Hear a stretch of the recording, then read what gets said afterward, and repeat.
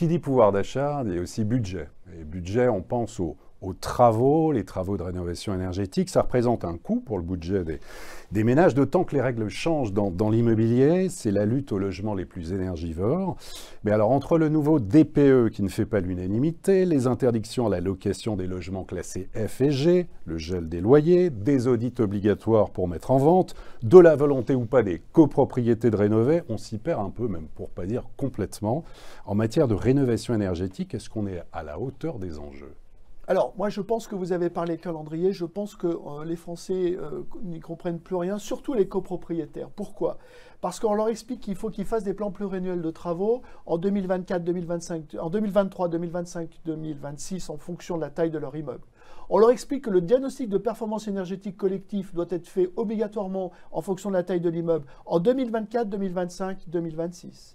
Et on leur explique qu'entre-temps, les biens classés G seront interdits à la location en 2025, c'est-à-dire demain, F en 2028 et E en 2034.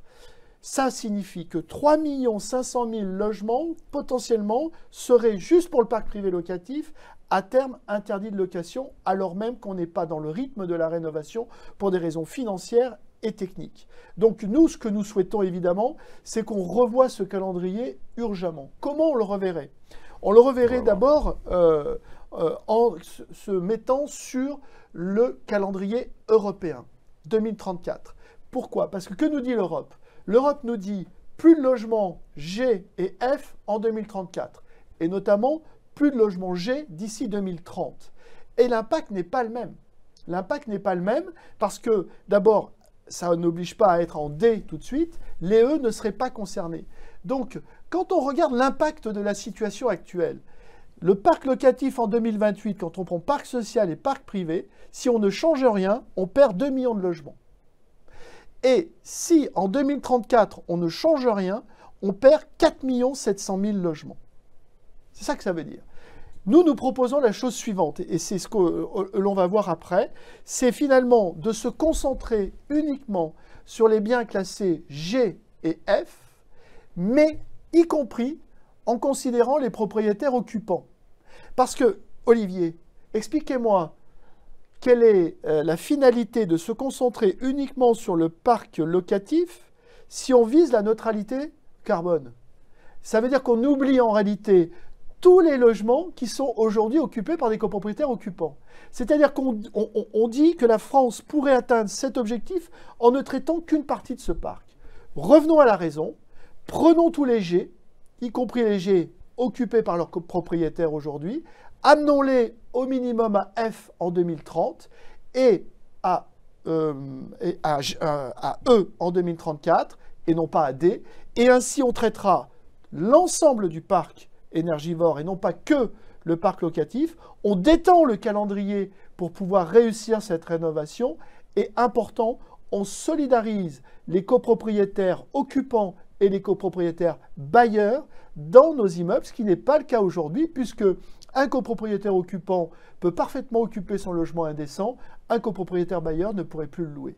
Donc revenons à la raison, et l'objectif en termes de volume est exactement le même. On n'abdicte pas sur le volume, mais bien au contraire, on va beaucoup plus vers la neutralité carbone. L'objectif initial, c'était la rénovation de 700 000 logements par an. Et puis, on s'était vu, vous nous aviez dit ici d'ailleurs, Jean-Marc, il n'y avait pas 4 800 000 logements énergivores de passoires thermiques, mais plutôt 7 à 8 millions. Déjà, sur le chiffre, on n'était pas tout à fait d'accord. Où en est-on exactement ? Quel est le vrai chiffre ? Écoutez, le vrai chiffre, nous l'attendons. Moi, j'affirme effectivement qu'au regard du nouveau DPE, et on le voit bien d'ailleurs dans le nombre de ventes, il y a une augmentation des logements classés G et F. Il était prévu par le gouvernement, par le ministère de Mme Vargon, une clause de revoyure en mars 2022. Nous ne l'avons pas eue. Cette clause de revoyure était destinée à examiner la réalité des nouveaux DPE après sa modification du mois de septembre 2021.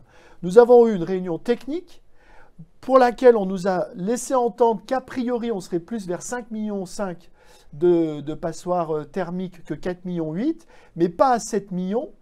Mais on devait affiner ces chiffres et se revoir. On ne s'est pas revu et je pense qu'en réalité aujourd'hui, on n'en sait rien. On n'en sait rien. Sans doute que nous y verrons un peu plus clair dans les mois qui vont venir. Et il faut vite y voir clair, parce qu'il faut calibrer des aides par rapport à une réalité du parc. Mais ce qui est par exemple prévu, c'est-à-dire le 25 août, le gel des loyers pour les F et G, ça, c'est retenu ou pas? Ou c'est décalé? Non, ça, c'est retenu. 25 août, c'est demain matin. Ouais, ça, c'est retenu, sauf que... Et l'obligation de l'audit en septembre, décalé ou pas? Retenu. Retenu. Hein, aujourd'hui, en raisonnant en droit constant, j'en ai eu encore la confirmation hier lorsqu'on était avec la DHUP pour discuter au sein de la Commission nationale de l'habitat de la proposition que l'on vient d'évoquer sur l'IRL, que effectivement, les F et G ne peuvent plus être augmentés à partir du 25 août. Ça concerne 1 700 000 logements dans le parc privé. C'est pas anodin. Et je l'ai rappelé d'ailleurs à nos amis des associations de locataires, qui pour le coup passent totalement à côté de la problématique liée éventuellement à la péremption de centaines de milliers de logements disponibles aujourd'hui dans le parc privé locatif pour loger nos concitoyens. Donc il est... Vous savez, Olivier, j'ai envie de vous dire, il est urgent qu'on ait un gouvernement au travail et des parlementaires qui s'intéressent, quelle que soit leur tendance politique, à cette situation-là. Et nous espérons d'ailleurs que ces parlementaires feront un groupe logement et nous nous tiendrons à leur disposition pour apporter notre éclairage opérationnel sur ces sujets.